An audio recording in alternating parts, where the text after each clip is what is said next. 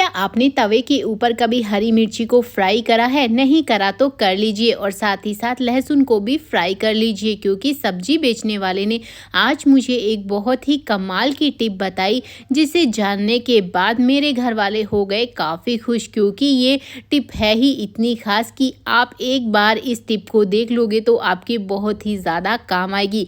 आखिर सब्जी बेचने वाले ने मुझे कौन सी खास टिप बताई है, चलिए दोस्तों बता देती हूँ। सबसे पहले आपको हरी मिर्ची को तेल में थोड़ा फ्राई करना है, साथ ही साथ लहसुन भी डालना है और इसी के साथ एक बारीक कटा हुआ प्याज भी आपको डाल लेना है और इन सबको आपको अच्छे से भून लेना है। ये अच्छे से भुने तब तक दोस्तों आप हमें कमेंट करके बता दीजिएगा कि आप ये वीडियो कहाँ से देख रहे हैं, ताकि हम आपका थैंक्स कर सके।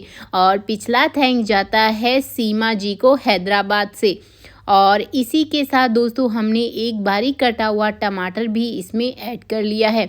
इन सबको अच्छे से आपको मिक्स कर लेना है। मैंने सब्जी वाले भैया से पूछा कि भला ऐसा करने से क्या हो जाएगा। मैंने उनसे ये भी पूछा कि ऐसा करने से तो पूरी की पूरी ये जो हरी मिर्च टमाटर प्याज है वो ख़राब हो जाएंगे। तो उन्होंने बताया कि ऐसा बिल्कुल भी नहीं होगा, बल्कि एक बहुत ही कमाल की टिप बनकर तैयार हो जाएगी। उसके बाद उन्होंने बताया कि इसके ऊपर थोड़ा सा अदरक भी कद्दूकस करना है।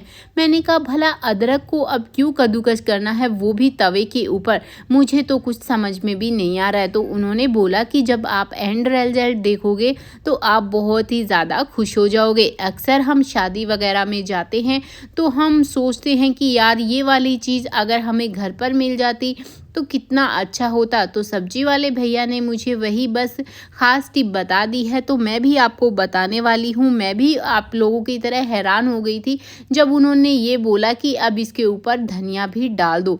मैंने कहा भला धनिया, और मुझे कुछ समझ में नहीं आ रहा था कि अब इनको अच्छे से भून भी लो। तो अच्छे से भून रहा है, लेकिन समझ में और कन्फ्यूज़न दोनों ही ज़्यादा बढ़ रही थी कि सब्जी वाले भैया आखिर बताना क्या चाह रहे हैं।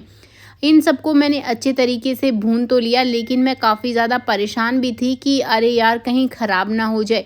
लेकिन उन्होंने ये भी बोला कि ये तो बिल्कुल भी ख़राब नहीं होंगे।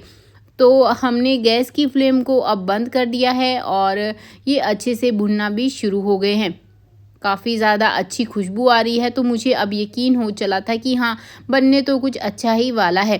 तो स्वादानुसार हमने इसमें नमक डाल दिया और थोड़ी सी लाल मिर्ची भी डाल दी और इनको अच्छे से अब हम मिक्स कर लेंगे, ताकि ये जो सारा मसाला है वो अच्छे से मिक्स हो जाए। मैंने सब्जी वाले भैया से बोला कि अब क्या करना है, क्या ये रेसिपी इसी तरीके से रहेगी? तो उन्होंने बोला कि हरी मिर्ची की डंठल को निकाल लेना है और इसे एक मिक्सी जार में डाल लेना है। मैंने कहा भला मिक्सी जार में डालकर क्या होगा?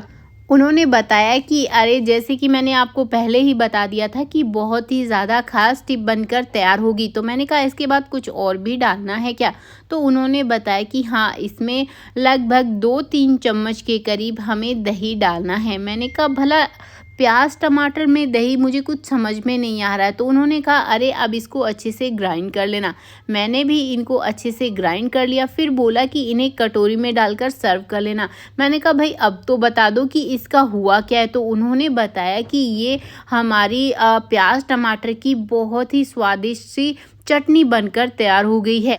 अगर आपको पराठे के साथ खाना है या फिर प्लेन राइस के साथ में खाना है, या सब्जी अच्छी नहीं बनी है तो प्लेन रोटी के साथ में भी खा सकते हैं, क्योंकि ये बनकर तैयार ही इतनी मज़ेदार हुई है। तो चलिए दोस्तों मैं चलती हूँ। आपको ये रेसिपी कैसी लगी फटाफट से कमेंट करके ज़रूर बता दीजिएगा। Bye bye.